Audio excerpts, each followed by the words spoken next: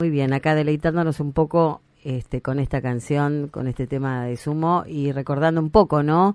A Osvaldo Lamborghini y en ¿Y quién esta... era? ¿Quién era Claro, puntualmente? vamos a contarles a los oyentes. Porque, claro, porque es un autor de referencia para tantos artistas de otro tiempo del rock nacional. Osvaldo Lamborghini fue un autor de vanguardia Mm, que formaba parte de los grupos de las camarillas literarias de la época. Estamos hablando de los 60, se nació en 1940, y bueno, fue uno de los integrantes de Literal, una revista que tenían con Germán García y Luis Guzmán. Pero lo cierto es que Lamborghini fue durante mucho tiempo un escritor medio secreto. En vida publicó nada más que 3 libros: El Fior, Segregondi retrocede, y unos poemas que le publicó la editorial que tenía en ese momento Rodolfo Fogwill, que se llamaba Tierra Baldía. Entonces fue un escritor que al principio se leía en libros casi clandestinos. De hecho, El Fior había que ir a la librería Hernández y pedírsela al librero para que te lo vendiera. Porque bueno, es una escritura... No lo encontrabas ahí en las exhibidoras. Había habido un juicio con un libro de Germán García con Nanina por pornografía, obscenidad, muchas cosas que se penaban en esa época. Un juicio penal se tuvo que comer Germán García y retiraron los ejemplares. Entonces el editor del Fior no quería que le pasara lo mismo a Lamborghini, entonces tenías que pedirlo de manera medio clandestina. Todo esto estoy hablando año 1969. ujú. Y él publicó el último en 1980, el libro de poemas. Formaba parte de los grupos de escritores de la época que se juntaban en bares de Corrientes: Luis Guzmán, Germán García, Oscar Mazota, Miguel Briante, una serie, Tamara Kamensain, Héctor Libertela, una serie de escritores para los que la literatura era todo, se les jugaba la vida. Eso se ve mucho ya que estamos en el Día del Libro y están recomendando libros, en la biografía de Ricardo Straface, que escribió sobre Osvaldo Lamborghini. Es un librazo, por más que nunca hayan leído a Lamborghini o no sepan justamente quién es. Este libro es un librazo que cuenta, más que la vida de un escritor, toda una época. Y bueno, Lamborghini, con 3 libros publicados, ya había hecho cierto ruido acá, y después en el 81 se fue a Barcelona, enfermó allá, volvió una que otra vez a la Argentina, pero después pasó sus últimos años allá, trabajando, escribiendo, pintando, pero sin publicar más. Y el 18 de noviembre del 85, Lamborghini muere con 45 años y una obra inmensa, muy prolífica, allá en Barcelona, ordenada en carpetas. Entonces, como automáticamente lo que pasó es que se construyó un mito sobre él. Claro. Y como ustedes dijeron, después se empezó a leer, empezó a tener otro recorrido. Hubo una publicación muy importante de una editorial española, editorial del Cerval, y finalmente en el año 2003, fíjense todo lo que pasó, ¿no? Del 85 al 2003, Sudamericana publica novelas y cuentos, y ahí sí, hay una relectura muy importante de Lamborghini, que ya era leído, como ustedes dijeron bien. Sumo toma letras de Lamborghini en el imaginario de Fito Páez. Ricardo Bartiz en el Sportivo Teatral, en los 90s, hace teatro proletario de cámara, hace una serie de monólogos basados en textos de Lamborghini.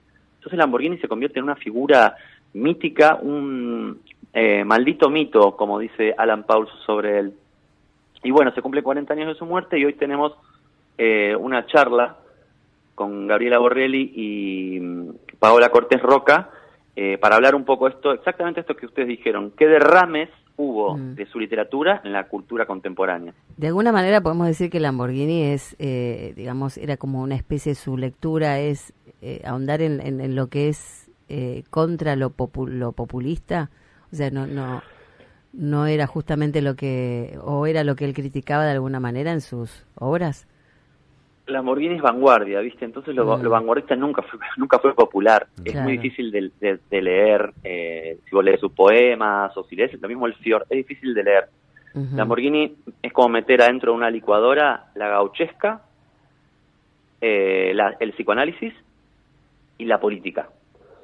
Claro. Y algunas lecturas de Rimbaud, ponele, de Baudelaire. Bueno, todo eso adentro de una licuadora y lo batís y da Lamborghini. Ujú. Está lleno de referencias, está lleno de octosílabos, que es la métrica con la que se escribía el Martín Fierro, y todo eso atravesado por la política también, porque adentro del Fior, que es su primer libro, hay referencias a la CGT en el nombre de una de las protagonistas, hay referencias a Bandor, bueno, hay un montón de referencias de la época y de la militancia. Hay como una especie de sutil parodia de las expresiones militantes de la época.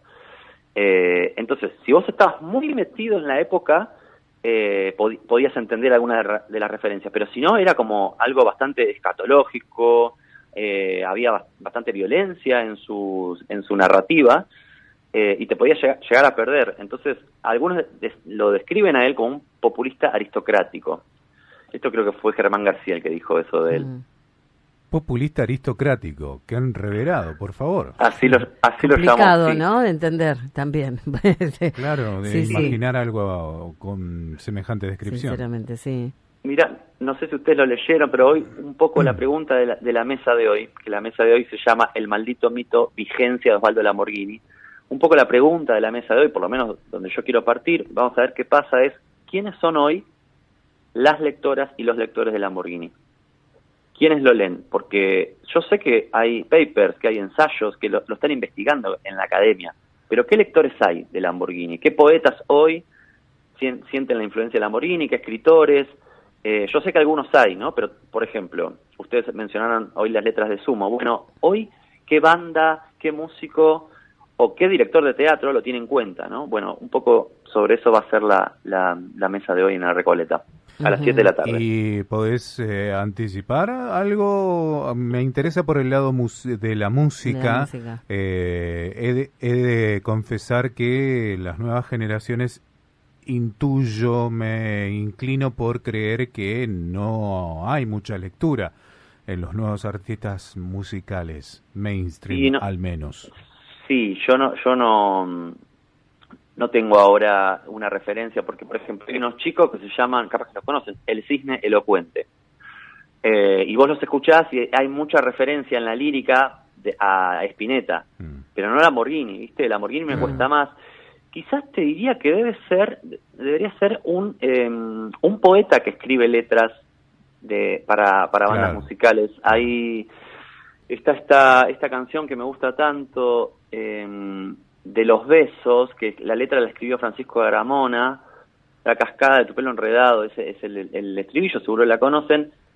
Bueno, por ejemplo, Francisco Garamona podría escribir unas letras, no sé si lo conocen, él es un poeta, es el director de Mansalva, una editorial por donde salió la biografía de Lamborghini. Yo creo que por ese lado, algún poeta que escriba letras para bandas, algo que es infrecuente, pero se da a veces, lo veo más por ese lado. Y también me animaría a decir que algunas letras de los babasónicos toman algo de Lamborghini. Yo estoy seguro que Adrián Darge lo leyó a Lamborghini y lo leyó bien.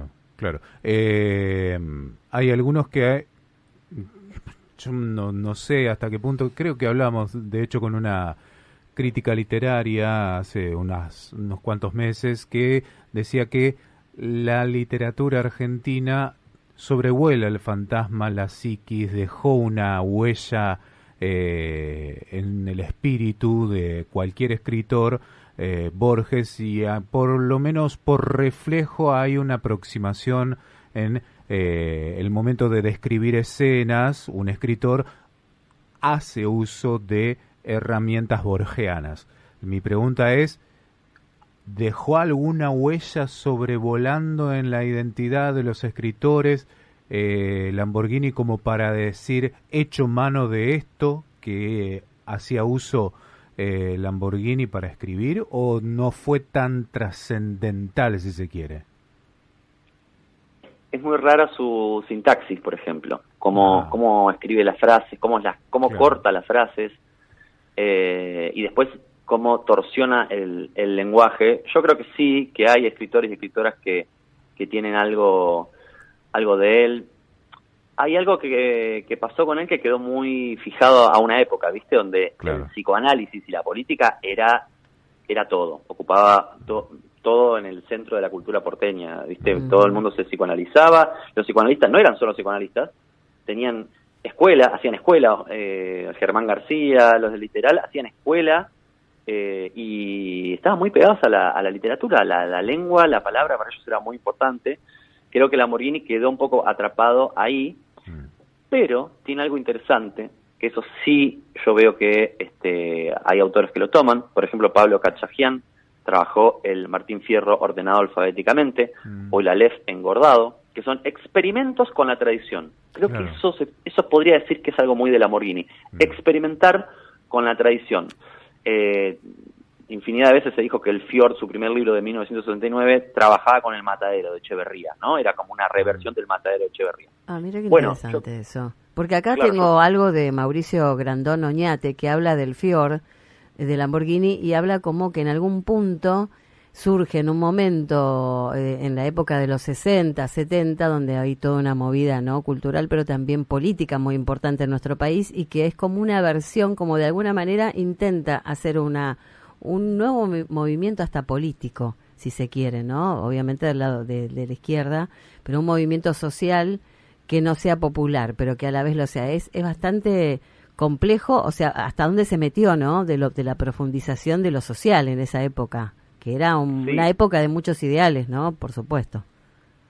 El Fiord termina con una escena, la última salida salen a marchar, se meten en una marcha. Directamente, o sea, es un entendemos. relato, una novela corta, un relato que involucra un parto, orgías, violencia, y en el medio está la política, todo mezclado, y termina de una manera muy calma. El único momento tranquilo y no violento y no escatológico es el final, que se van a una marcha. Es porque estaba permeado por la época Lamborghini, ¿no? No podía evitar no escribir desde ese lugar, desde el lugar del psicoanálisis, desde el lugar de la política, pero sin olvidarse de la literatura. Como dije antes, esta generación está atravesada por la literatura. Estos escritores y escritoras de esta época, para ellos en la literatura se les jugaba la vida. Exactamente. Bueno, vamos a ver entonces esta última charla a las 19 en el Centro Cultural Recoleta, para ver, bueno, qué efectos provocan hoy los textos de Fiord y entender un poquito, a ver qué cancionero, ¿no?, y qué autores también lo proponen en sus letras. Así que te agradecemos mucho esta charla, Juan. Gracias a ustedes, los espero hoy a las 7 de la tarde. Va a estar Gaby Borrelli y Paola Cortés Roca.